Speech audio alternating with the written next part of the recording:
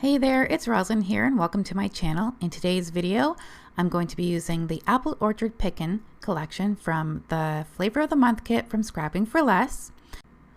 So for this video, I made two cards to share with you. I stamped up this little gnome from the stamp set. I'm going to color that up with my Copic markers.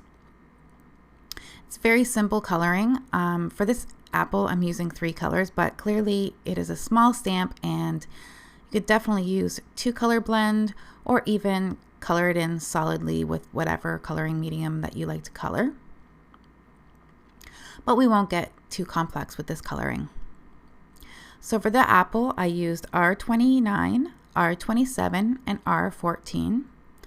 And for the little leaf, I'm just going to color that in with some green. I believe that's G07 and YG67. And I definitely got inspired by the paper in this collection. It has lovely yellows, reds, greens, and browns. So I'm going to color in this hat in Y17. I'm just going to fill that all in. And at this point, I'm deciding whether I want to add any shadowing or not.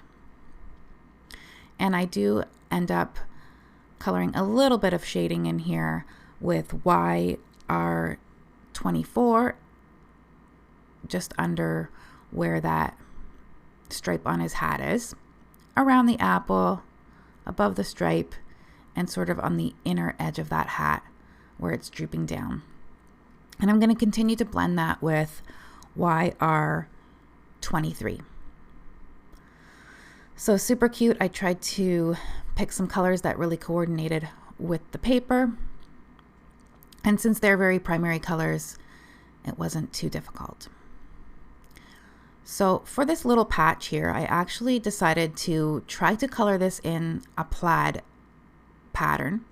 And the first color I used was G07, which is the dark stripes that I added there. And in between those dark stripes, I added YG25. And then for the horizontal stripes, I came in with a really light marker, YG03, and went across that with the bullet nib to sort of create a plaid pattern there.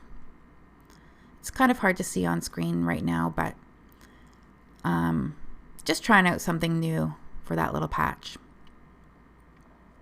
So I colored up his skin with E11 and E13, and I'm moving on to the second gnome here, and he's going to have a green apple because in the paper pad there are red apples and green apples, so I wanted to keep my options open as to what paper I would be using. So for the apple, I used G07, YG17, and YG25, and for the stripe on his hat, I came in with the R27. And for the majority of the hat here, I came in with E99. And I decided that this guy, he didn't need any shading. He was just going to get colored in solid. And then I'm going to attempt to do the plaid again, but this time with red. So going to color in his little cute nose here with the same E11 and E13. And actually I didn't use E13. I didn't even bother blending this guy out with any too much complexity. But for the patch, I used R59 and R27 in between. And for that light color that you can see I'm stroking across the patch, I used R20. And I think the red, you can see a little bit more on how that turns out here. And since it's such a small area, you don't need to be perfect. So here's the sketch that was provided by Scrapping for Less in the card kit.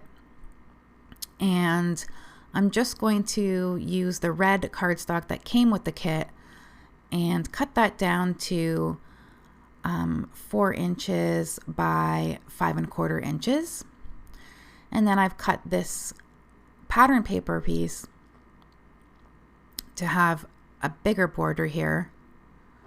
It's about a 1/2 inch border around, maybe not.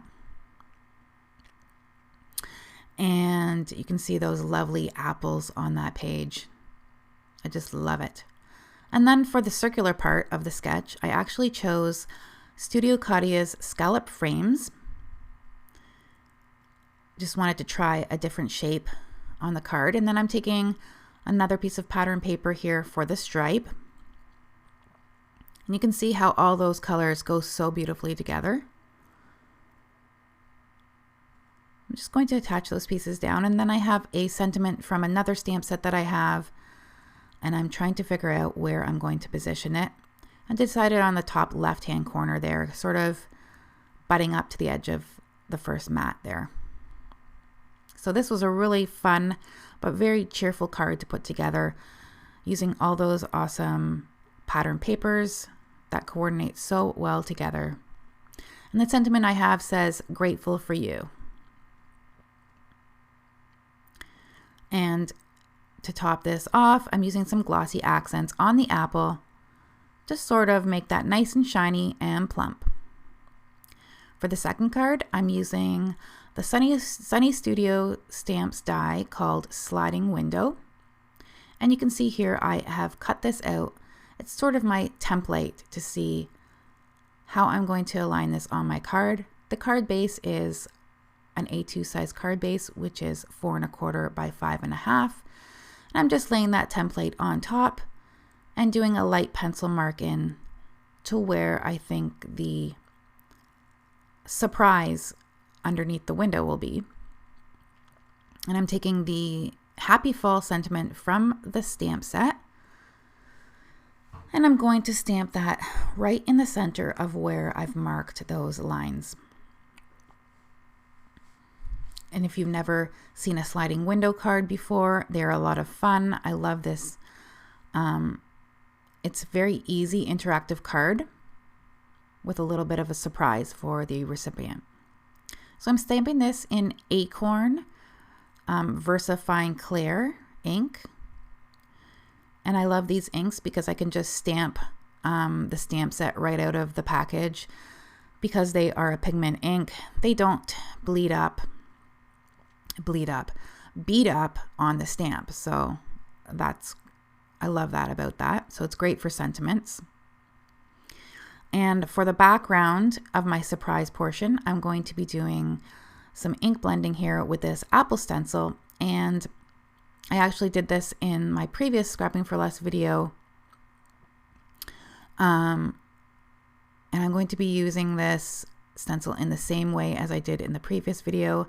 If you want to check out that video, just check out my channel. Maybe I'll link it below for you. And I'm just going to go around the sentiment and making sure that I protect my surface with the Post-it note tape around the stencil where I don't want any ink to go off the edge of the stencil. So I'm just going to take my 3 colors, actually 4 colors that I'm using, which are the same colors as before. I believe it's Candy Apple, Wild Honey for the yellow, and the green is the Bundled Sage, Peeled Paint, and the Gathered Twigs for the brown, and one more color, which is the Twisted Citron. I just love making these apples all different arrays of colors. So you can see I didn't really finish that lower green apple because that's going to be underneath the frame of the sliding window, so I don't have to worry about finishing that one off. And I'm just twisting and turning my stencil all around to create a fun frame sort of thing around my sentiment.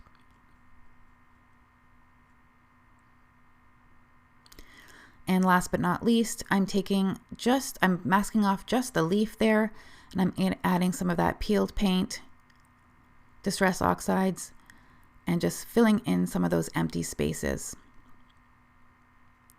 around those apples. So after I finish up with this blending, I'm going to work on the front panel of my card, which is the sliding window mechanism. And I'm going through all of my paper here to see which paper I like with my ink blending, the gnomes, and this cut apart sheet that comes with the paper that says, "Life needs more hayrides and apple picking." I figured I would use that for the sentiment on the top of the card. And after all that flipping, I decided on this green apple card with the apple cores, and I'm going to cut that down to a standard A2 size, which is 4 1/4 by 5 1/2. And here is where that die comes in from Sunny Studios. So this is the sliding portion of the die. We want to line that up in the middle of our card to have all of the borders being equal. And then I'm going to just take this ruler and line up this little thumb cutout. It's a half circle type die that comes with the set. And I'm just aligning that right in the center of the front panel. And I'm going to run that through my die cutting machine. So you can see how that half circle cuts out sort of a little slot for your thumb to pull out the sliding window panel. So I'm going to work the folds of the sliding window, and the middle fold here is a mountain fold. And you want to fold that nicely down. Then there's a score line at the bottom, which gives you about a 1/4 inch panel there. And then I'm going to fold that back on itself. And there we have the sliding window panel. Now, as I was getting this all ready, I noticed that I put my cute little ruler down here on the gnome, and it just happened to look like such a cute little nerdy gnome there. So I had to show you guys that. So cute. So I'm going to take this cut apart panel, and I'm going to cut out that "Life needs more hayrides and apple picking." I'm sort of trimming it down to get it how I want. I decided to trim off all of the white background here, just to get that nice and cleaned up. And as you can see, for the front panel, it fits perfectly on the lower portion of the sliding mechanism. So I'm just going to tuck that little gnome in behind the sentiment there, and I want to be careful here as to not put glue on the top part of my gnome, because if I do, then my gnome would basically fold in half when I pulled the sliding window, and we want him to just stick up. And you can see that in a minute when I show you how this works. And then I'm going to get the sentiment down here and using some strong glue to make sure it stays put. So there he is. See how he pops up on that card? And here I'm putting my panel over top and checking that I like everything on my surprise panel. So I went ahead and took some Bristol Smooth cardstock and cut that down to 3 1/4 by 4 7/8 and blended some more apples on the top portion of that panel. As you can see, that panel is slightly wider than the window sliding mechanism. And this is the portion that the recipient will pull upwards to reveal that surprise underneath. So to attach that to my front panel, I'm using a 1/4 inch score tape. You want to use something very strong here to ensure that the mechanism stays together. So that score tape is on a small folded portion that was created by the die. And I'm just going to make sure that my panels are correctly sized. Take the backing off the score tape and carefully attach this sliding panel here. So I'm just going to flip that over and make sure that that is sliding nicely. And then I'm going to go ahead and attach my bottom panel. And in order to do that, I'm going to take the 1/4 inch score tape again and line that up on the surrounding parts of the card on all 3 sides. I'm just going to double that up on the bottom because it was a little bit wider there. But you want to ensure that the adhesive that you're using doesn't get close to the sliding portion of the card, because that's going to prevent it from lining up. I'm going to take my score buddy here and line up my panel so that it's nice and square.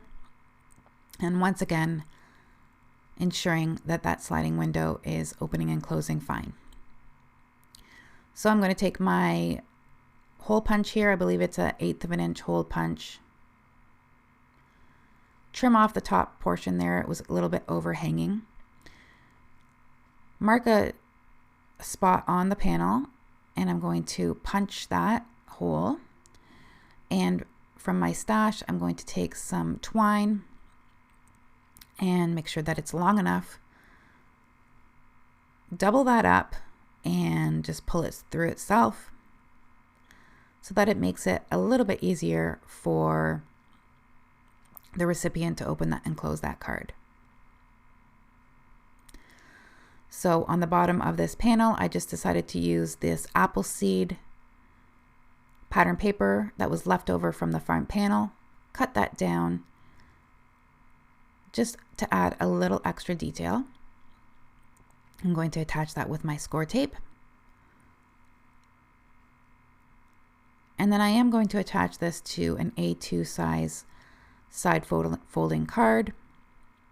And again, I'm just using my ATG gun to get some nice strong adhesive down there and lining that up again on my score buddy. After all that work I did, I want to make sure that that's nice and straight on the card. And here is that super fun interactive card in action. And that's all for me today, guys. I hope you guys have a great day. Take care. Bye-bye.